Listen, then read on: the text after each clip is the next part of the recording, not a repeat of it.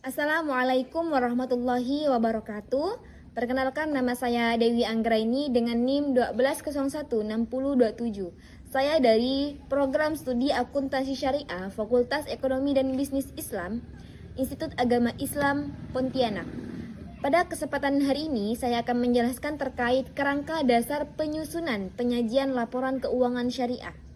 Adapun kerangka dasar penyusunan dan penajian laporan keuangan syariah adalah kerangka akuntansi yang memberikan konsep di balik penyusunan dan penyajian laporan keuangan untuk transaksi bisnis Islam.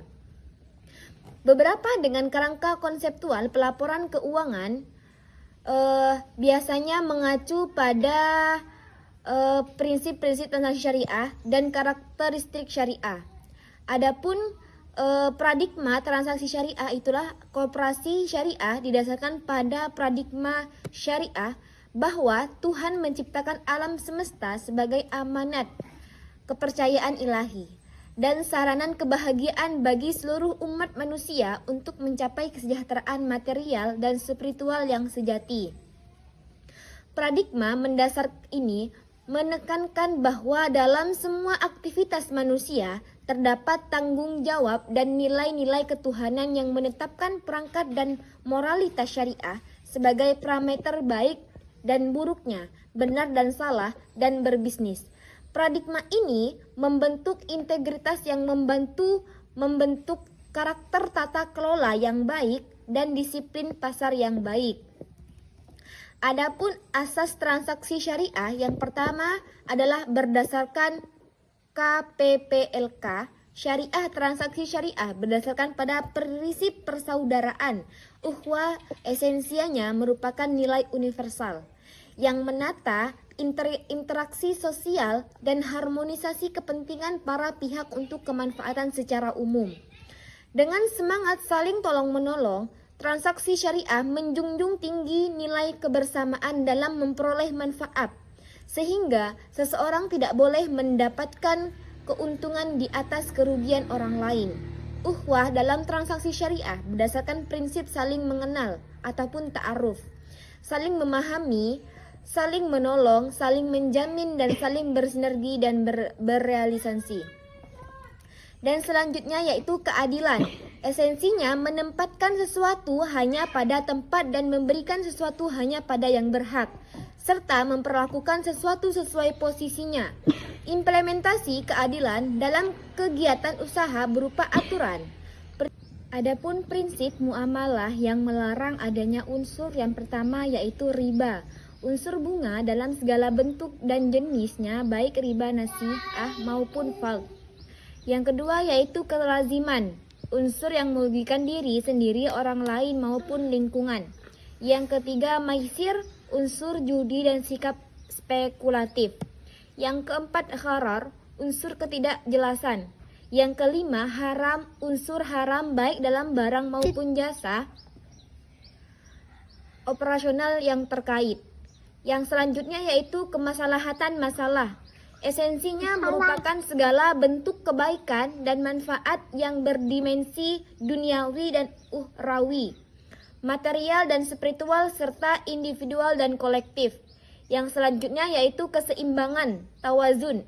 Esensinya meliputi keseimbangan aspek material dan spiritual, aspek privat dan publik, sektor keuangan dan sektor real, bisnis dan sosial, dan keseimbangan aspek pemanfaatan dan pelestarian transaksi syariah. Tidak hanya menekankan pada maksimalisasi keuntungan perusahaan semata untuk kepentingan pemilik. Universalisasi syumaliyah esensinya dapat dilakukan oleh, dengan, dan untuk semua pihak yang berkepentingan, tanpa membedakan suku, agama, ras, dan golongan, sesuai dengan semangat kerahmatan semesta, rahmatin lil alamin. Yang selanjutnya yaitu karakteristik transaksi syariah. Implementasi transaksi syariah sesuai dengan paradigma dan asas transaksi syariah harus memenuhi karakteristik dan persyaratan sebagai berikut. Adapun yang pertama yaitu transaksi hanya dilakukan berdasarkan prinsip saling paham dan saling ridho.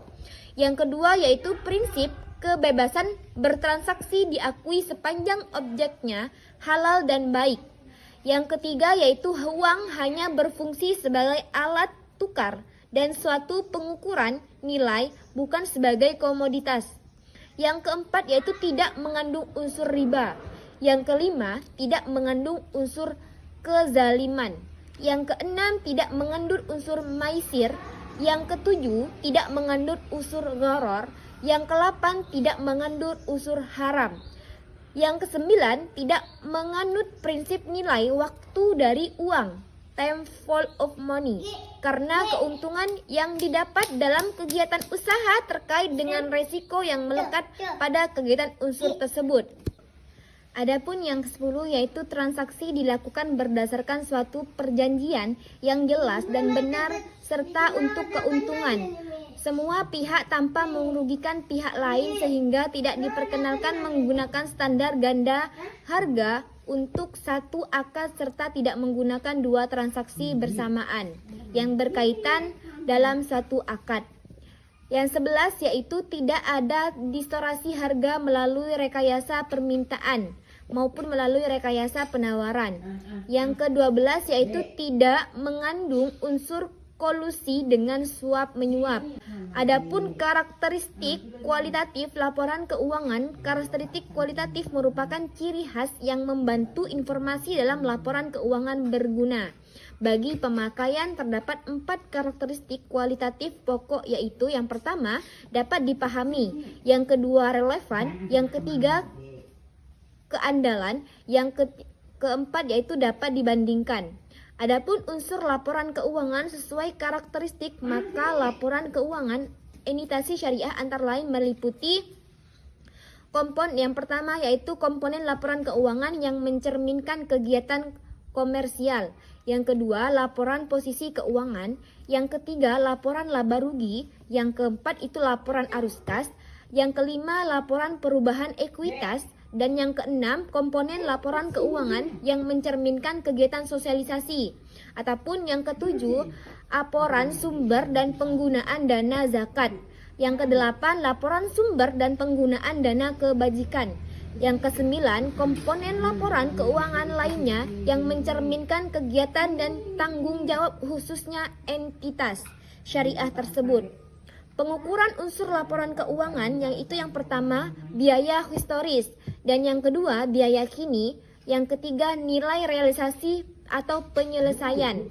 Dasar pengukuran yang lazimnya digunakan entitas syariah dalam penyusunan laporan keuangan adalah biaya historis.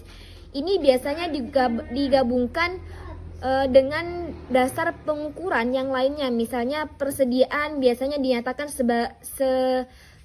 sebesar nilai terendah dari biaya historis.